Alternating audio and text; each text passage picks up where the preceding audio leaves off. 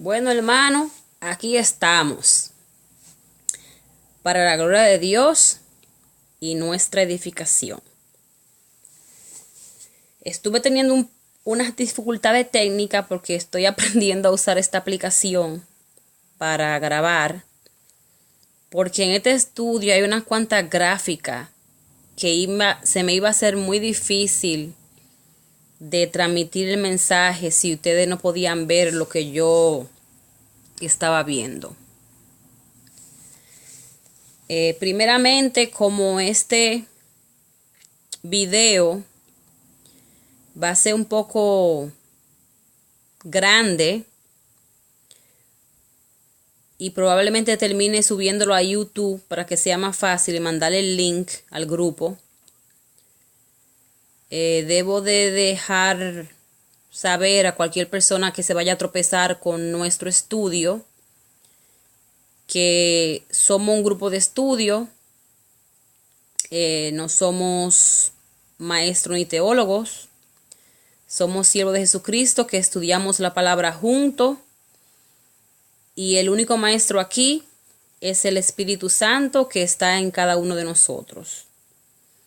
Y con esa aclaración, espero que cada uno coopere con la iluminación que el Señor nos traiga a cada uno. Simplemente estamos compartiendo un estudio, un pequeño grupo. Yo soy la que estoy dirigiendo el estudio, pero somos todos estudiantes. El estudio que vamos a compartir, como hablamos anteriormente en la última sesión, yo en verdad no pensaba compartir este estudio, yo lo estaba haciendo por mi lado, pero en las oraciones que tengo, pidiéndole al Señor que me dirija, que ponga en el corazón el sentir de qué hablar, como me toca lo estudio los jueves, por más que pienso y digo, ahí va a haber mucha confusión, va a ser un problema, como de verdad como queriendo mejor no tratarlo porque es un poco diferente, pero no se me sale de que es el que tengo que dar, así que espero que sea el Espíritu Santo y no cosa mía. Este estudio, como hablamos anteriormente, es una clase básica, introductora, en una universidad de teología. Yo le mencioné la última vez. El caso es que el hermano el autor de este estudio, el hermano Chuck Missler o doctor Chuck Missler, pasó a la presencia de nuestro Señor en mayo de este año, recientemente, no hace ni 2 semanas. Él no era teólogo. El hermano Chuck no era teólogo, pero era amante a la palabra, cristiano por muchos años, evangélico. Y él notó que había una especie de analfabetismo bíblico dentro de la iglesia, desde el púlpito hasta las butacas. O sea, no solamente los miembros, sino en la misma dirección de la iglesia, como una especie de estudio bíblico muy superficial y mucha ignorancia bíblica. Él no era teólogo, como dije. Él se graduó de la Academia Naval de Estados Unidos. Trabajó muchos años para la industria de aeroespacial y la industria de tecnología, computación, etcétera, etcétera. Era un hombre de negocio muy exitoso. Se especializó mucho en la rama de la tecnología. Y uno de sus intereses era la física la ciencia y el estudio profundo de la palabra.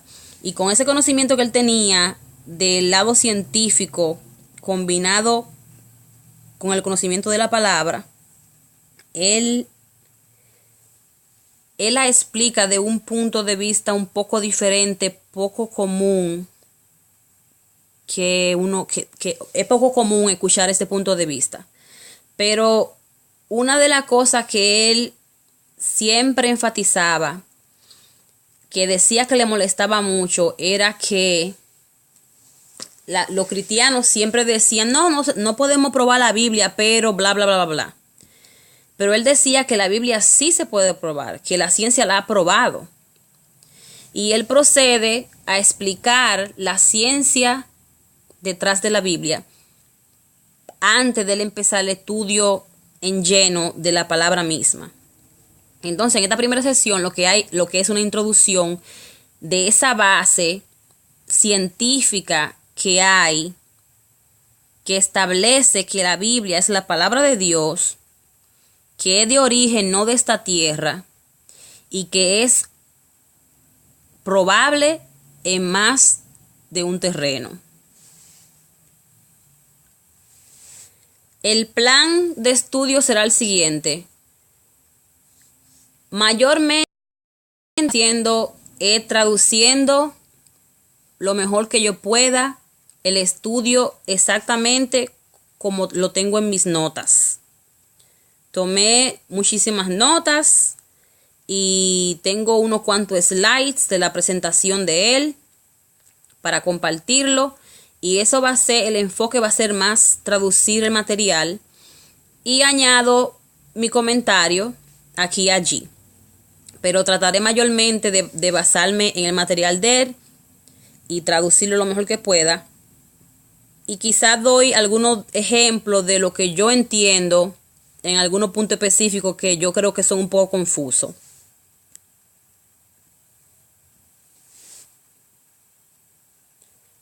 Como le dije, hermanos, un poquito de paciencia con la tecnología, que no estoy muy acostumbrada a usarla de esta manera. Pero nada, creo que hasta ahora es la mejor manera que tenemos para poder comunicar este estudio. Primeramente, no sé, me imagino que ustedes también, porque he escuchado muchos comentarios a través del tiempo que tenemos sirviéndole a Cristo, en que tiende a haber una dudita en la mente de uno, a veces no muy en el fondo, a veces bien arribita, respecto a la integridad de la Biblia. Y aquí le presento una lista de muchas preguntas que mucha gente se hace, aunque no lo comente.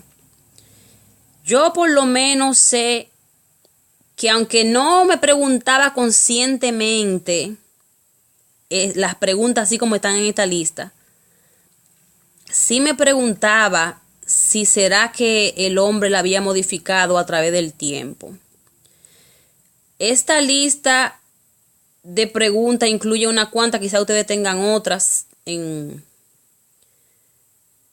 aparte de estas. Pero la primera es, ¿de dónde vino la Biblia? Hablando humanamente, cubrimos la historia de cómo nosotros conseguimos la Biblia. Específicamente hablamos de la americana, King James Version, y la Reina Valera, que es la que nosotros preferimos.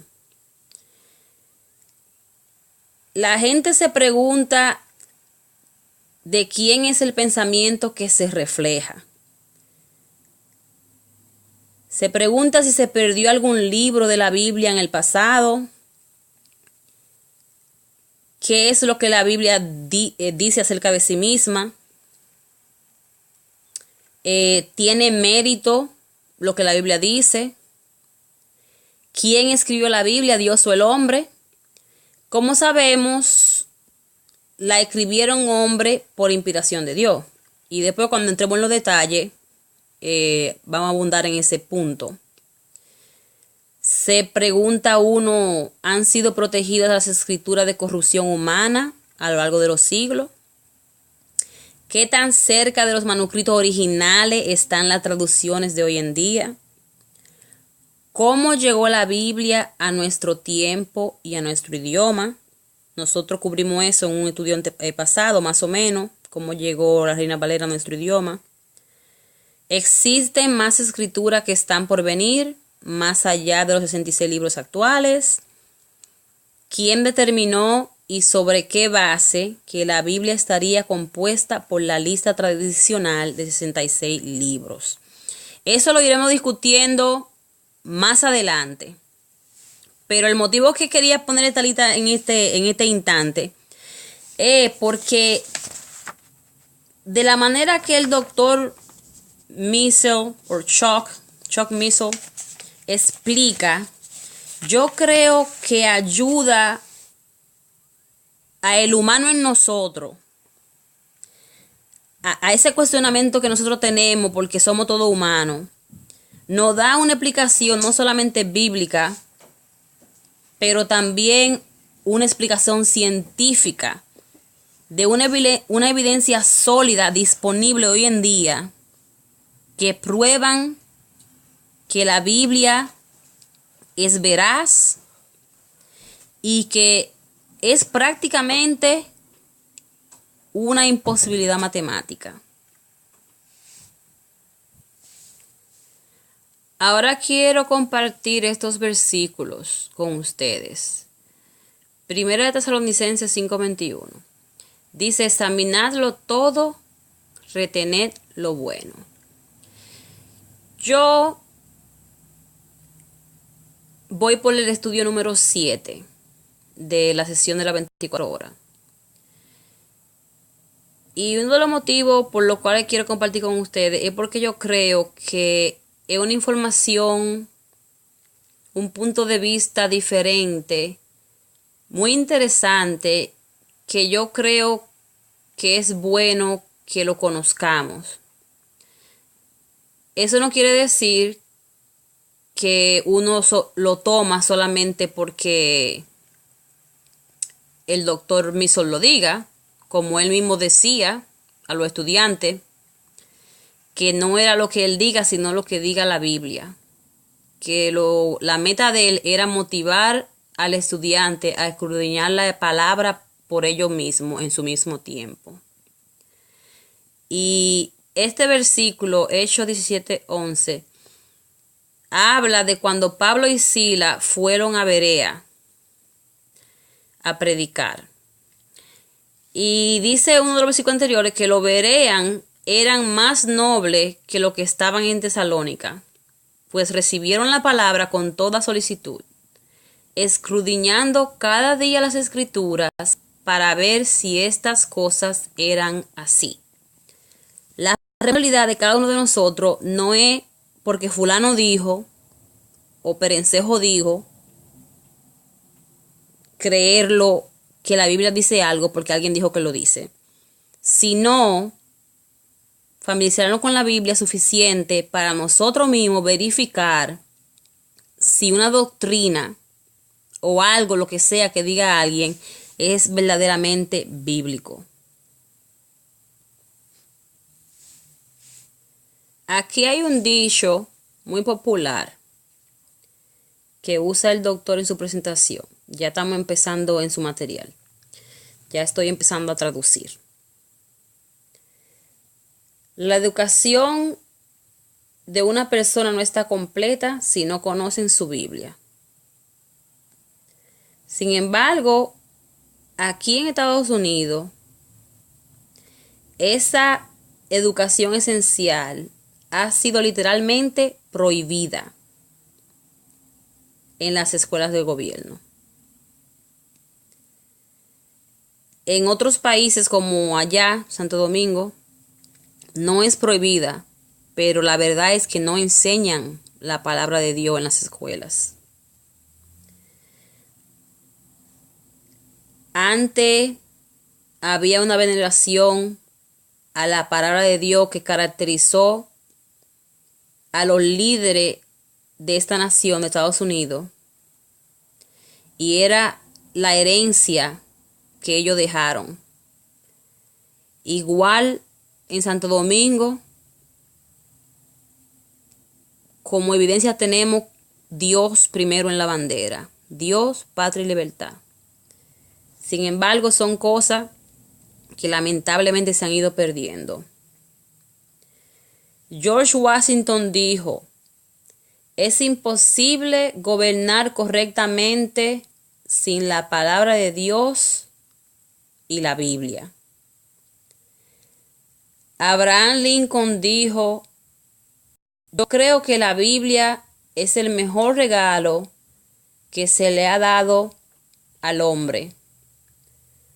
Todo lo bueno del Salvador del mundo está comunicado a nosotros en este libro.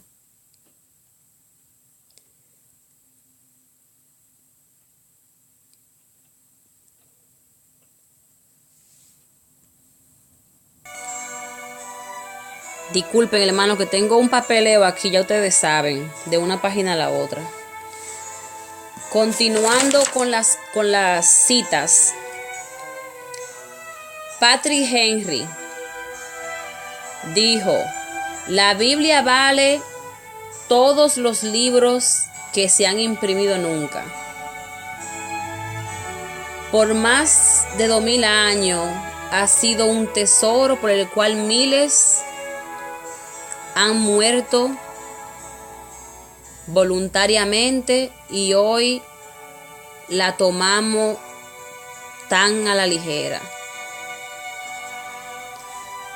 Napoleón Bonaparte dijo: la Biblia no es un libro cualquiera, es una criatura viviente con el poder de conquistar todo el que se le oponga.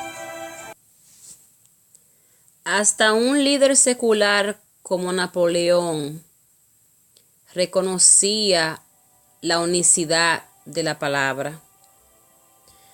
Eso que él dice aquí es técnicamente correcto si miramos a Hebreo 4:12, que dice: ciertamente la palabra de Dios es viva y poderosa, y más cortante que cualquier espada de dos filos. Penetra hasta lo más profundo del alma y del espíritu, hasta la médula de los huesos, y juzga los pensamientos y las intenciones del corazón. Henry Van Dyke la describe de esta manera: nacida en el este y vestida del oriente, la Biblia camina los senderos del mundo con pasos familiares y entra de una tierra a otra a encontrar a los suyos donde quiera que va. Ha aprendido a hablar cientos de lenguajes y a los corazones de los hombres. Los niños escuchan sus historias con maravilla y deleite, y los hombres sabios meditan en sus parábolas de vida. El malo y el perverso tiemblan a sus advertencias, pero el herido y lo que sufren, para ellos es la voz dulce de una madre. Ahora, esta cita yo no le encontré un equivalente en español, pero quizá ustedes conozcan uno y podamos discutirlo en el grupo de WhatsApp. Es una cita muy famosa, pero la fama es la cita equivocada. La cita que todo el mundo cree que dice es Jack of all trades, master of none. Significa como todólogo y maestro de nadie. Como sabe un chin de todo, pero no sabe nada bien. Pero supuestamente esa cita está mal. Lo que dijo Benjamin Franklin fue: un poco de todo, maestro de uno. Lo estoy traduciendo lo mejor que puedo. Jack of all trades es una persona que tiene habilidad de hacer como un poquito de todo. Y maestro de uno, un maestro se refiere a un nivel de capacidad superior en un solo tema. Entonces, el hermano Miesel dice que una persona educada, eso fue otra cita, que él citó a alguien, no me acuerdo a quién fue, no sé si es un dicho popular, que una persona educada es la persona que sabe un poquito de todo, pero es maestro de una. Y él lo que nos quiere decir a nosotros es que la especialidad del todo cristiano tiene que ser la Biblia.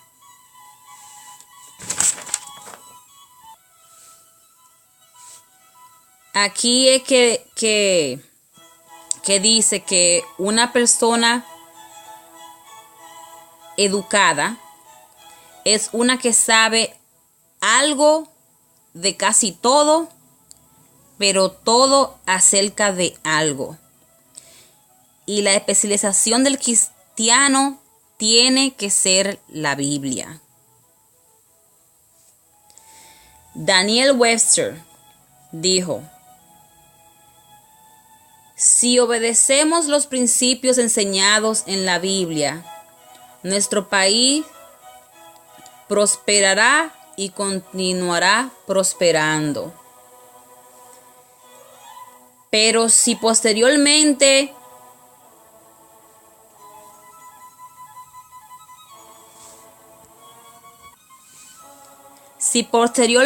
descuidamos su instrucción y autoridad, ningún hombre puede imaginar la catástrofe repentina que nos puede consumir y enterrarnos a todo en nuestra gloria y una profunda oscuridad. En el mundo, hermanos, se ha perdido el respeto. Hay una crisis de autoridad total. Autoridad parental, los hijos no respetan a los padres. Autoridad marital, las esposas quieren ser iguales que los hombres. Los maridos no respetan a las mujeres no respetan a los maridos. Los divorcios están a orden del día. Autoridad política, eso tiene su motivo, pero son autoridades.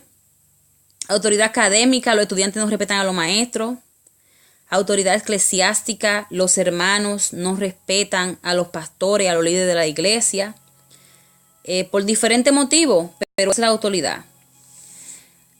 Hay indicadores culturales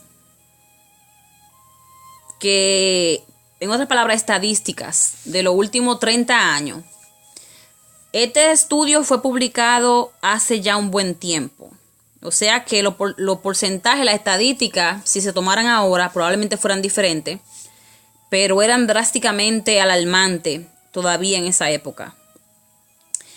En el tiempo que se hizo esa estadística, la población había crecido 41%, y eso es en Estados Unidos, yo creo. No estoy segura porque no especifican si en Estados Unidos o en el mundo, pero yo creo que era en Estados Unidos. El crecimiento o la producción nacional ha aumentado 300%. El gasto social ha subido 500%. Sin embargo, los crímenes violentos han aumentado 560%. 400% aumento en nacimiento ilegítimo. 400% aumento en la tasa de divorcio, 300% aumento en casas de un solo padre, ya sea solamente madre o solamente padre. O sea, niños que nacen fuera de un matrimonio o fuera de una unión. 200% aumento en suicidio de adolescentes. Y 75%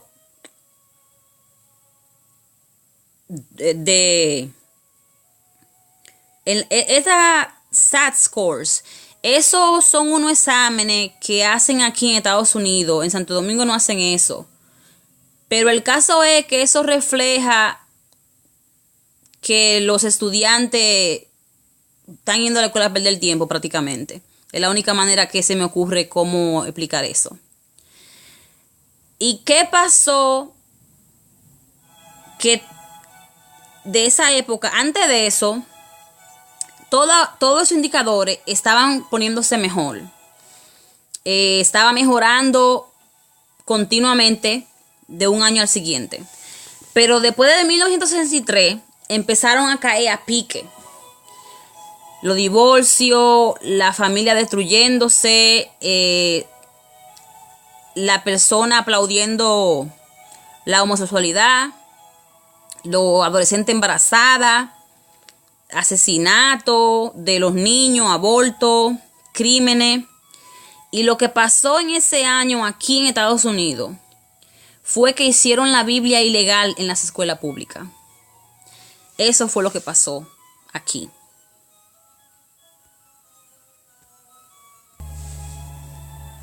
Bueno, hermano, continúo con mi traducción. Ahora lo que sigue. El doctor Shock miraba la Biblia con una fascinación y un amor. Mire cómo se expresa él de la palabra del Señor. Él dice que ahora vamos a emprender la aventura máxima de la literatura. El drama más grande, la maldad más grande, el bien más grande, el romance más grande, los misterios más grandes y la biografía del verdadero Superman.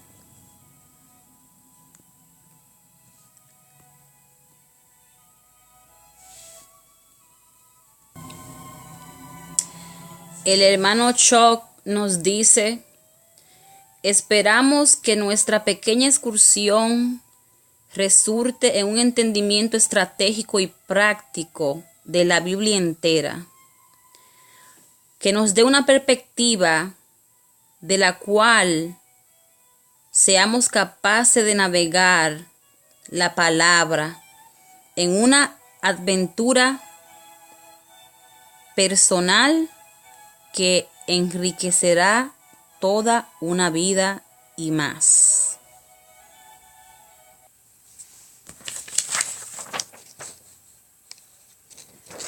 No solo una aventura literaria, pero una guerra cósmica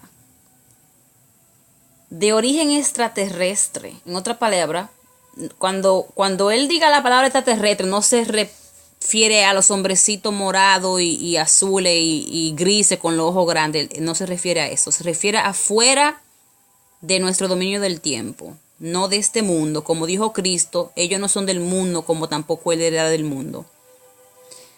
A eso que él se refiere. De episodios transdimensionales en el cual nosotros somos la ficha y el premio.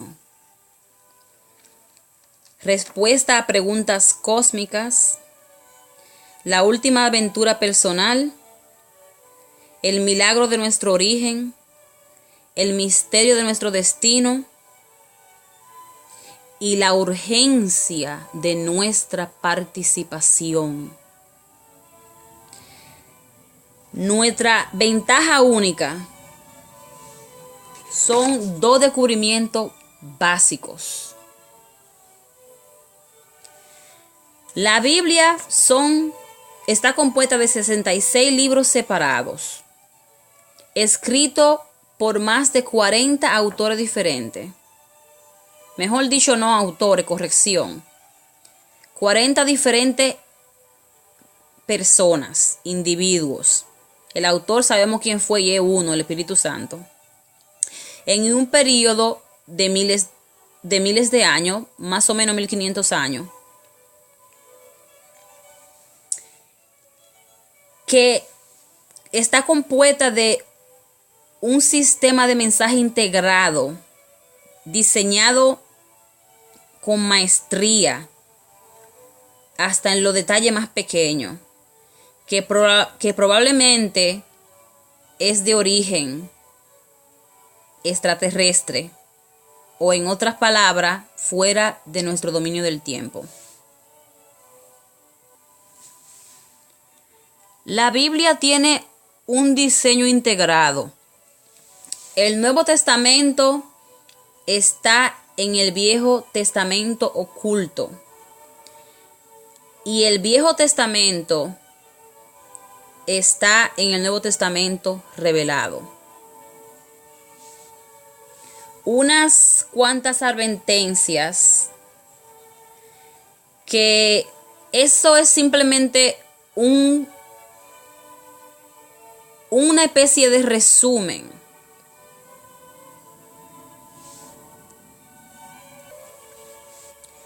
Como sabemos, la Biblia es inexhausta.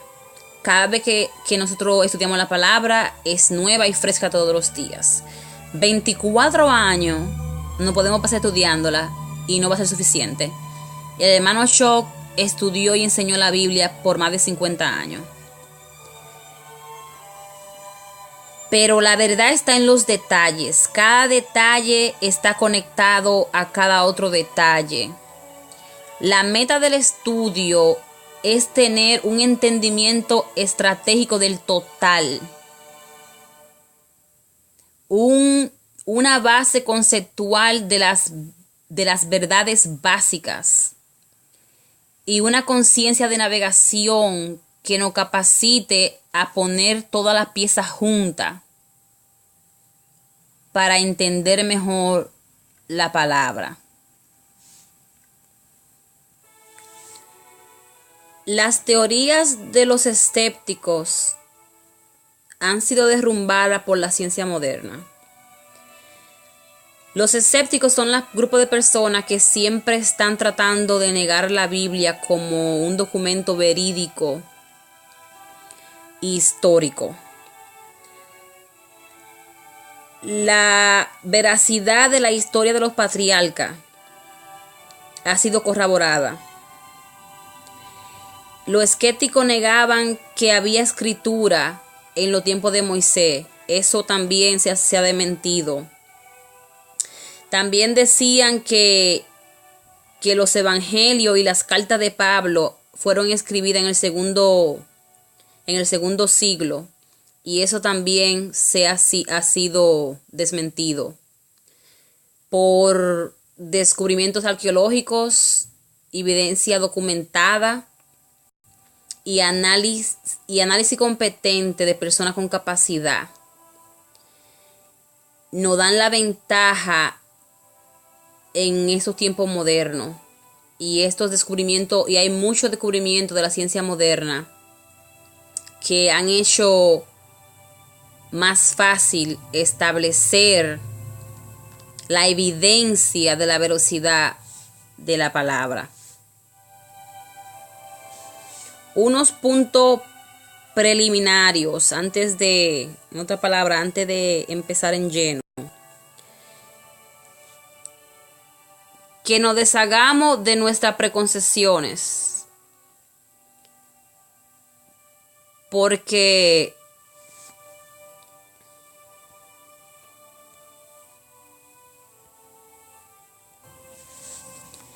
es importante que entremos al estudio sin prejuicios, porque es una barrera segura a la verdad. En otras palabras, los prejuicios van a impedir que llevemos la verdad, porque si uno cree que ya la tiene, entonces no hay espacio para nada nuevo. La ciencia del siglo XX ha validado la perspectiva bíblica de la realidad. El universo es finito, no infinito como se creía. O sea, tuvo un principio y va a tener un fin. La naturaleza del tiempo.